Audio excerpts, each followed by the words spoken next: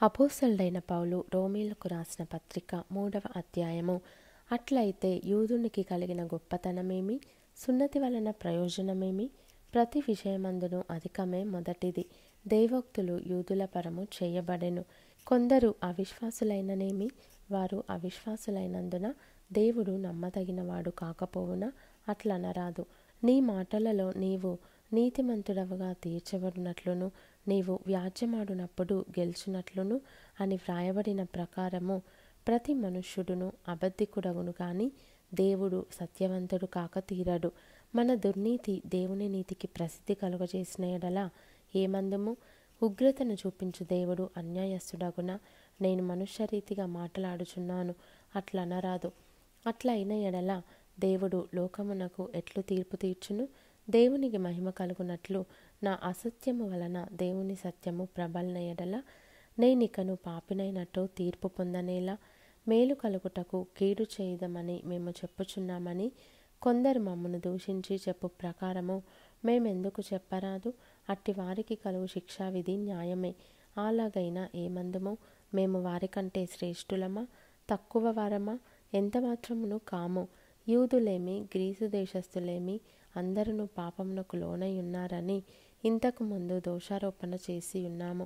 ఇందును గూర్చి వ్రాయబడినదేమనగా, నీతిమంతుడు లేడు, ఒక్కడునూ లేడు. గ్రహించువాడెవడునూ లేడు. దేవుని వెదకువాడెవడునూ లేడు. అందరును త్రోవ తప్పి ఏకముగా పనికిమాలిన వారైరి. మేలు చేయువాడు లేడు, ఒక్కడైనను లేడు. వారి గొంతుక తెరచిన సమాధి. తమ నాలుకతో మోసము చేయుదురు. వారి పెదవుల క్రింద సర్పవిషమున్నది. వారి నోటి నిండా శపించుటయు పగయు ఉన్నవి. రక్తము చిందించుటకు వారి పాదములు పరుగెత్తుచున్నవి. నాశనమును కష్టమును వారి మార్గములలో ఉన్నవి. శాంతి మార్గము వారెరుగరు. వారి కన్నుల ఎదుట దేవుని భయము లేదు. ప్రతి నోరు మూయబడునట్లును, సర్వలోకము దేవుని శిక్షకు పాత్రమగునట్లును ధర్మశాస్త్రము చెప్పుచున్న వాటినన్నిటినీ ధర్మశాస్త్రమునకు లోనైన వారితో చెప్పుచున్నదని ఎరుగుదుము. ఏలయనగా ధర్మశాస్త్ర సంబంధమైన క్రియల మూలముగా ఏ మనుష్యుడును ఆయన దృష్టికి నీతిమంతుడని తీర్చబడడు. ధర్మశాస్త్రము వలన పాపమనగా ఎట్టిదో తెలియబడుచున్నది. ఇట్లుండగా ధర్మశాస్త్రమునకు వేరుగా దేవుని నీతి బయలుపడుచున్నది.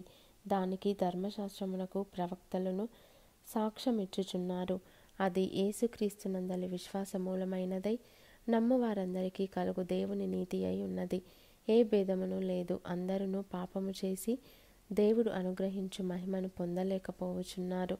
కాబట్టి నమ్మువారు ఆయన కృపచేతనే క్రీస్తు యేసునందలి విమోచనము ద్వారా ఉచితముగా నీతిమంతులని తీర్చబడుచున్నారు.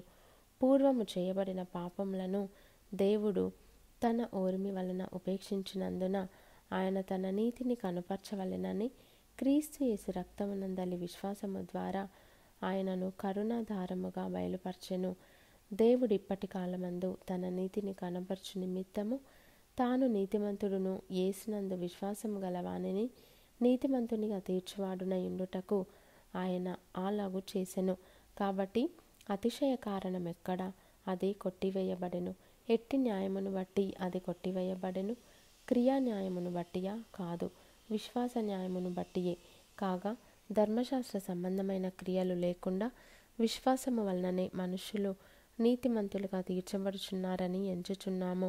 దేవుడు యూదులకు మాత్రమే దేవుడా? అన్యజనులకు దేవుడు కాడా? అవును, అన్యజనులకును దేవుడే. దేవుడు ఒక్కడే గనుక ఆయన సున్నతి గల వారిని విశ్వాస మూలముగాను, సున్నతి లేని వారిని విశ్వాసము ద్వారాను నీతిమంతులనుగా తీర్చును.